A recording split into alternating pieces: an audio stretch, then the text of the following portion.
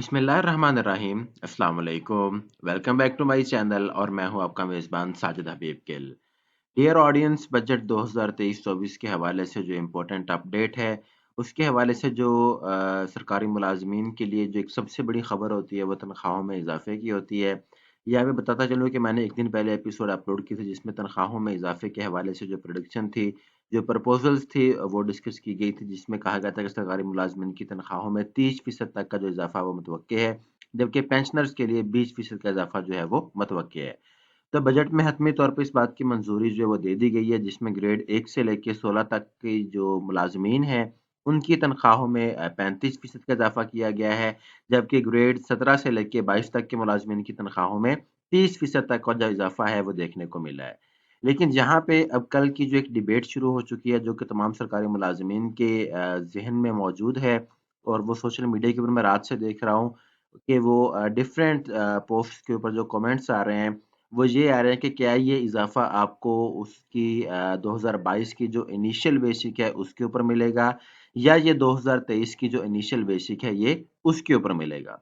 उस हवाले से मैं आप लोगों को बताता चलूँ कि दोनों तरह से सबसे पहले तो मैं इसका एनालिसिस कर देता हूँ कि अगर आपकी तनख्वाह 2022 की जो है वो इनिशियल बेसिक के ऊपर बढ़ती है, तो कितना इज़ाफ़ा देखने को मिलेगा, और अगर ये रनिंग बेसिक के ऊपर बढ़ती है, तो आपको इज़ाफ़ा जो है वो कितना देखने को मिलेगा।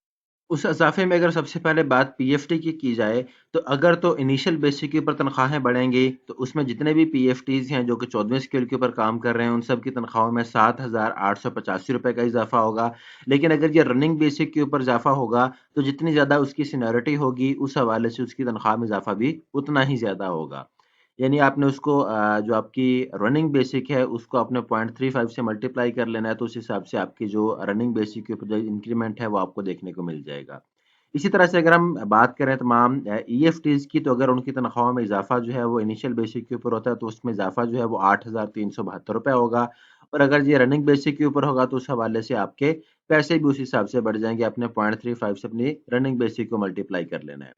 इसी तरह से अगर हम एसएफटीज़ की बात करें, तो जितने भी एसएफटीज़ हैं, उनकी अगर इनिशियल बेसिक के ऊपर तनख्वाहों में इज़ाफ़ा होता है, तो वो इज़ाफ़ा ₹9,824 देखने को मिलेगा। लेकिन अगर वो रनिंग बेसिक के ऊपर होता है, तो उस हवाले से आपकी जितनी ज़्यादा जो सीनियरिटी होगी, जितनी ज़्यादा आपकी रनिंग बेसिक होगी, उसको 0.35 से मल्टीप्लाई करेंगे, तो आपका जो इंक्रीमेंट है, वो आपके सामने आ जाएगा। अब फाइनली हम इस बात को कंक्लूड कर लेते हैं कि ये इजाफा इनिशियल बेसिक के ऊपर होगा या रनिंग बेसिक के ऊपर होगा। तो जितने भी स्टेक होल्डर्स हैं उन सब से, या जो बावसूख ज़राए जिन्हें हम कहते हैं, उनसे डिस्कशन के बाद ये बात कंफर्म हुई है, ऑफिशियल से भी इस बारे में जो है वो डिस्कशन की गई है, तो ये इजाफा आपको इंशाअल्लाहुल अजीज ये आपको रनिंग बेसिस के ऊपर ही देखने को मिलेगा। ये इजाफा आपकी इनिशियल बेसिस के ऊपर नहीं होगा, और ये एडहॉक रिलीफ 2023 का जो बजट कोड है, जो फाइनेंस डिपार्टमेंट है वो इसको इशू करेगा, और सेम यही जो पैटर्न है वो इम्प्लीमेंट होगा तमाम सरकारी मुलाजमीन के लिए। तो ये इजाफा जो है वो आपको इनिशियल बेसिक पे नहीं बल्कि रनिंग बेसिक पे मिलेगा।